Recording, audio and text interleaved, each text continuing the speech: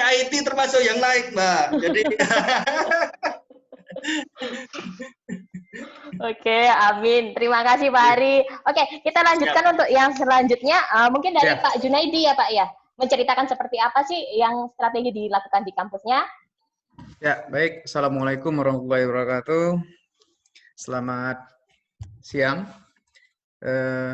Pak Halim, Mbak April, Pak Ari, Pak Kurniawan, yang saya hormati. Salam dari kami, Universitas Lancang Kuning di Pekanbaru. Saya baru 4 bulan sebenarnya jadi rektor, tapi sudah jadi pelanggan setianya Sevima 2 tahun ya. Kalau nggak salah 2 tahun. 2 tahun ya, Mas Diki ya. Ya, terkait apa yang terjadi pada akhir-akhir ini tentu berpengaruh terhadap apa yang kami lakukan di Universitas Lancang Kuning. Dan semua kita pasti mengalami pengaruh dampak-dampak dari COVID-19 ini. Pada kesempatan ini saya hanya berbagi, saya tidak siapkan slides, hanya berbagi apa yang kami lakukan pada kondisi seperti ini. Nah, kami memang memaksimalkan layanan online. Nah, tentu ini banyak dibantu oleh fasilitas yang ada oleh Sevima. Gitu. Nah, salah satu yang kami lakukan di online ini yang menggunakan fasilitas Sevima adalah CBT. Ya, jadi CBT-nya online. Jadi ketika virus corona ini berdampak, kita tidak bisa lagi datang ke kampus, calon mahasiswa tidak lagi datang ke kampus, mereka daftarnya online, dan tahun sebelumnya kami ragu-ragu untuk tes online, Mas Halim. Nah sekarang saya sudah terapkan, sudah ada beberapa mahasiswa malah yang tes online di rumah saja, mereka tesnya di rumah, tes masuknya di rumah. Jadi CBT-nya adalah CBT online. Gitu. Fasilitas itu kan ada, dan mereka kan cukup transfer ke bank, kemudian mereka masuk ke sistem, mereka ujian sendiri di rumah, hasilnya keluar, dan mereka bisa langsung daftar ulang. Dan itu menurut saya semakin menguatkan kami untuk menggunakan online ini.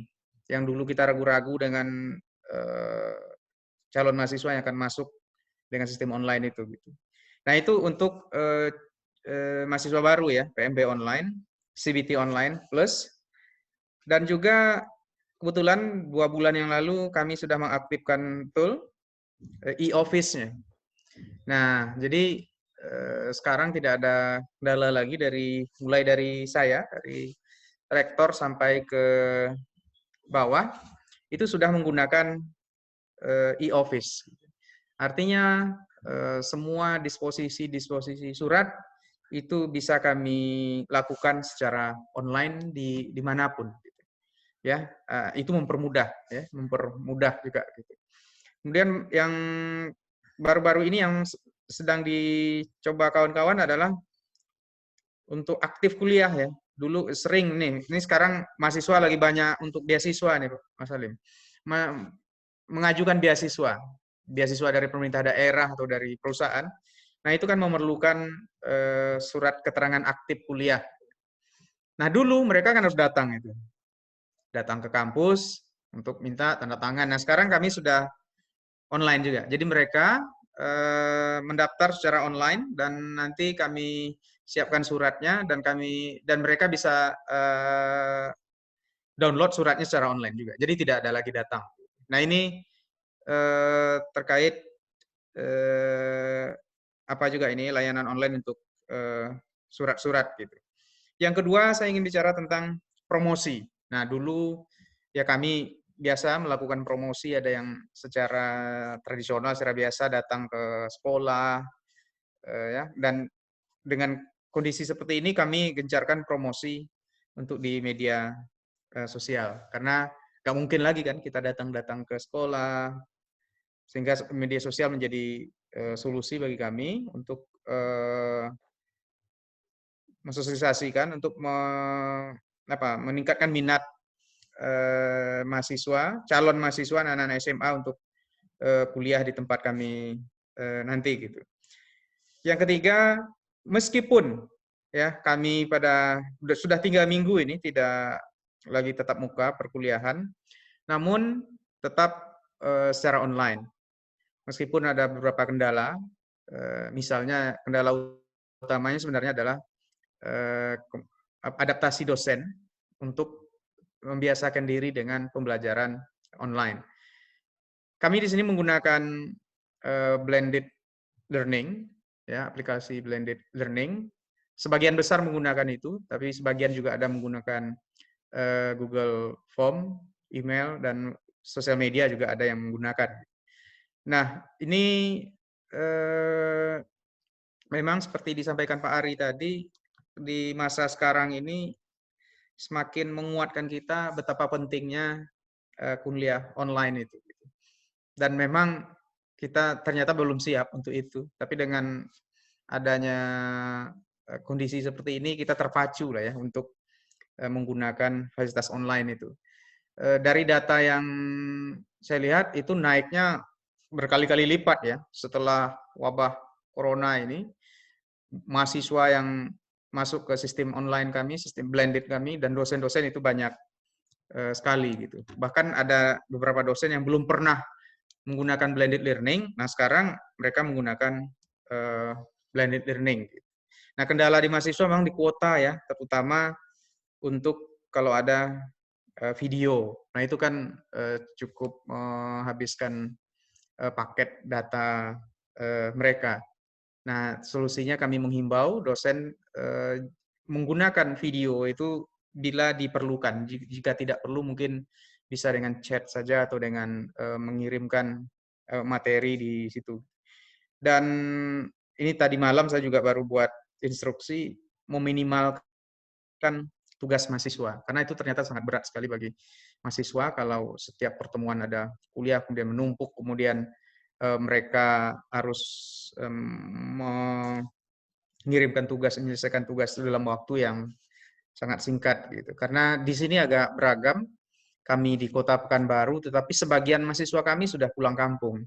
Nah, akses di kampung juga sangat kurang baik ya, akses internetnya. Nah, itu juga menjadi persoalan-persoalan, tetapi kami coba carikan solusi-solusinya. Misalnya hanya menggunakan WhatsApp, tugas-tugas mereka kirim di situ. Kemudian untuk ujian UTS ini sudah dilakukan online dan persiapan nanti beberapa minggu ke depan ujian akhir semester gitu. Nah, untuk seminar proposal ya, kami masih ada seminar proposal untuk tugas akhir atau untuk ujian tugas akhir, ujian skripsi misalnya atau tesis, itu sudah dicarikan solusinya bahwa jika bisa dilakukan dengan menggunakan video silakan, tapi tidak tatap muka, atau cukup, ini kebijakan yang kami sepakati mungkin tidak lazim, cukup melihat karya mahasiswa itu.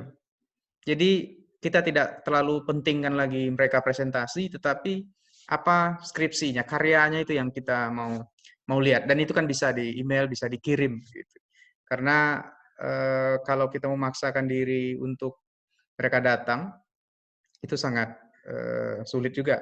Atau memaksakan diri mereka sudah pulang ke kampung untuk datang lagi ke kota, ini kan juga dilarang, dihimbau pemerintah kan tidak datang lagi mereka yang sudah di kampung itu gitu, membatasi pergerakan mereka. Jadi bisa saja. Jadi kalau skripsinya sudah selesai, rasa-rasanya sudah selesai dan disetujui oleh pembimbingnya, itu bisa dinilai, dikirim saja dan itu sah gitu. Dan sama juga untuk proposal seperti itu. Dan terkait tugas akhir, nah kami ngambil kebijakan lagi. Sebagian program studi itu melakukan penelitian atau desain penelitiannya adalah memerlukan data ke lapangan misalnya, atau mewawancarai orang, atau memerlukan FGD misalnya, memerlukan orang banyak gitu. Instruksinya adalah desain penelitiannya bisa mereka robah, mungkin mengarah kepada studi literatur untuk program studi tertentu yang memungkinkan. ya. Karena dengan kondisi seperti ini kami tidak mau menghambat kelulusan atau masa studi dari mahasiswa itu. Jadi tetap mereka bisa melakukan penelitian, tetapi mungkin dirubah lah kepada studi literatur jika itu memungkinkan. Mungkin beberapa bidang ilmu agak sulit, tetapi yang mungkin silakan itu dilakukan ya. Kemudian kami karena tidak bisa memberikan penggantian kuota, kami memberikan diskon untuk biaya ujian gitu ya. 50%, 50% itu kami potong gitu ya, biar memudahkan mahasiswa ini ya, supaya meringankan lah. Bahkan pada hari ini kami ada aksi sosial, datang ke tempat-tempat kos mahasiswa kami yang seputar Kota Pekanbaru. Kami akan kirimkan sembako, paling tidak itu meringankan beban mereka. Ya, itu bentuk kepedulian kami, empati kami bahwa kita peduli dengan mahasiswa kita gitu. Kemudian terakhir saya ingin menyampaikan bahwa karyawan kami pada awalnya kami pakai sistem shift ya, sistem shift setengah hari kerja pakai sistem piket juga. Tapi sekarang kampus karyawan yang berada di kampus sangat sedikit sekali karena hanya untuk layanan-layanan tertentu gitu. Dan kalau mahasiswa, dosen itu full sudah di rumah gitu. Dan komunikasi kami tetap kami lakukan dengan mahasiswa, kalau mereka perlu surat apa, perlu dokumen apa, itu masih dilayani secara online oleh staf-staf kami. Kemudian ya, kreativitas anak-anak kami juga mereka mendirikan semacam relawan COVID-19 ini yang membantu pemerintah untuk sosialisasi tentang bagaimana perilaku kita, tindakan kita untuk menanggulangi corona ini. Kemudian bahkan prodi biologi di kami itu telah membuat hand sanitizer, dan dibantu oleh beberapa pihak, hand sanitizer-nya bisa kami bagikan secara gratis kepada masyarakat. Nah, itu mungkin bentuk kepedulian kami juga kepada masyarakat. Saya rasa itu Mbak April yang bisa saya sampaikan terkait apa yang kami lakukan pada saat pandemi corona ini. Terima kasih. Assalamualaikum warahmatullahi wabarakatuh. Waalaikumsalam warahmatullahi wabarakatuh. Terima kasih Pak Jun atas sharingnya. Kita lanjut ke Pak Kurniawan ya Pak ya. Mungkin 10 menit nanti kita lanjutkan dengan sharing. Saya juga ingin tanya sih sebenarnya. Sharing sessionnya ya. Oke. Mari Pak. Assalamualaikum warahmatullahi wabarakatuh. Selamat siang dan salam sejahtera buat semuanya. Yang saya hormati Pak Halim, selaku Direktur atau CEO dari Sepima, juga Pak Ari Wibowo, Direktur Politeknik Jogja, dan Pak Rektor, Pak Junaidi, yang barusan sudah menyampaikan dengan baik sekali, dan juga Mbak April, yang saya hormati, juga semua rekan-rekan peserta webinar hari ini. Semoga sehat semua dan salam sehat buat semuanya. Pertama-tama saya ingin memperkenalkan saya dari kampus yang kita memang kampus yang bisa dikatakan baru ya. Kita berdiri Universitas Saputra ini dari tahun 2007, sebelumnya sekolah tinggi, lalu tahun 2018 berubah menjadi Universitas Saputra. Saat ini kampus kami memiliki 13 program studi ya, 2 itu vokasional, 10 sarjana, dan 1 S2 bidang komputer. Beberapa yang ingin saya sharing di sini, kita juga telah menerapkan yang disebut dengan sistem kampus Merdeka sebenarnya. Perlu kami sampaikan juga bahwa dengan adanya COVID ini sebenarnya ini kesempatan buat Nusa Putra untuk bisa menjalankan yang memang sebenarnya sudah disiapkan dari awal. Terima kasih. Sebelumnya kita sudah kerjasama dengan Sepima itu dari tahun 2018, hampir ya 2 tahun gitu. Dan dengan adanya COVID ini sebenarnya ini alhamdulillah Nusa Putra itu tinggal melanjutkan saja karena sebelumnya sudah ada yang namanya perkuliahan blended learning. Jadi di Nusa Putra itu ada 2 model perkuliahan, yang satu adalah model perkuliahan blended learning, yang satu adalah perkuliahan langsung atau tatap muka offline istilahnya. Dan alhamdulillah mengenai blended learning juga ini saya dikenalkan partnernya sama yang konten-kontennya ini juga oleh Sepima gitu saat ini. Dan alhamdulillah karena kita sudah ada 2 kelas, dan kelas offline itu selama ini juga dari tahun 2018 sudah melakukan perkuliahan secara online, secara otomatis ketika ada COVID ini tinggal di-switch saja. Nah, kita memiliki 800 kelas yang ada di Universitas Nusa Putra yang sebelumnya offline, langsung kita switch ke Edlink. Karena Edlink sebelumnya juga sudah ada kita, cuman waktu itu cuman 1 kelas, 1 angkatan yang offline perkuliahannya cuman cuman 1 menggunakan online. Sedangkan yang blended learning kita sudah menggunakan 40%-nya online. Jadi alhamdulillah dalam pembelajaran yang model seperti ini Universitas Nusa Putra tidak terlalu ada gejolak gitu karena sudah terbiasa. Ini pun juga dengan adanya COVID ini kita mungkin akan sharing kepada teman-teman karena kami adalah kampus baru gitu ya, juga bisa dikatakan masih junior lah dibandingkan dengan tadi dari Universitas Riau dan dari Politeknik Yogyakarta. Kita juga dalam menyikapi ini, setelah pembelajaran online ini, kita juga ikut aktif dalam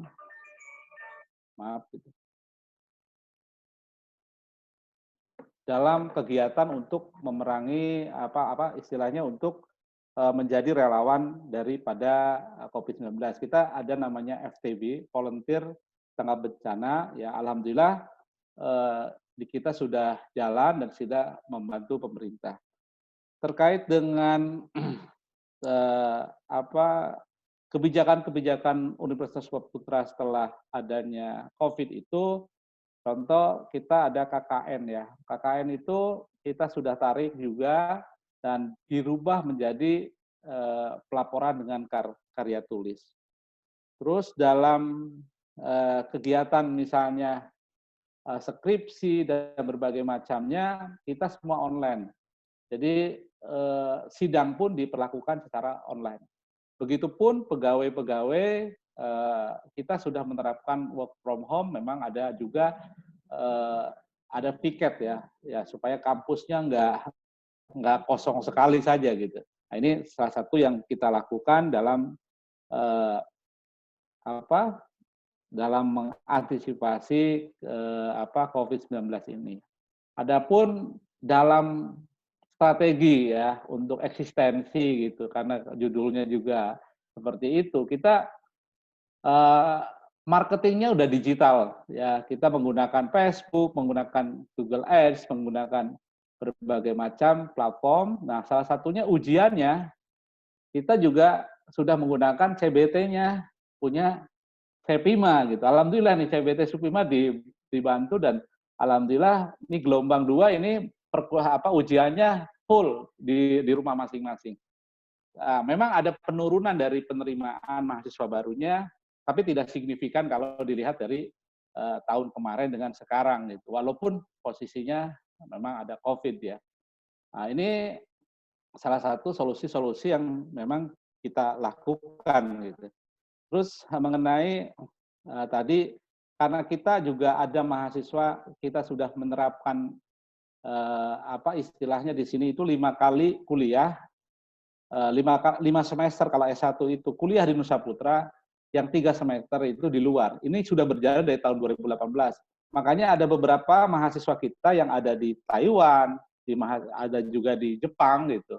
Nah ini memang kendala kemarin ketika ada kasus ini gitu ya. Tapi alhamdulillah sudah bisa tenang mahasiswanya, karena kita dari kampus Nusa Putra ketika semester 5, ketika mau semester 6, itu mahasiswa Nusa Putra itu hampir seluruh yang S1 dan D3 itu punya pilihan mau riset, terus apakah mau studi exchange atau mau internship. Nah, saat ini yang mahasiswa kita di Universitas Nusa Putra ada yang di Taiwan, ada yang di Jepang, ada di beberapa ini untuk internship-nya. Dan alhamdulillah ini sudah dilakukan dari tahun 2007 dengan metode online gitu perkuliahannya. Pada saat itu kita belum menggunakan sistemnya Edling karena waktu itu kita belum ada Edling ya.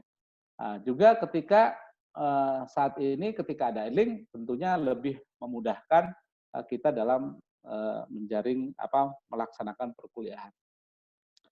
Adapun strategi kita ya ke depan gitu dengan adanya kondisi seperti ini, tentunya beberapa hal yang kita lakukan adalah banyak penghematan ya, dalam artian alhamdulillah kalau kuliahnya online juga lebih hemat, mahasiswanya juga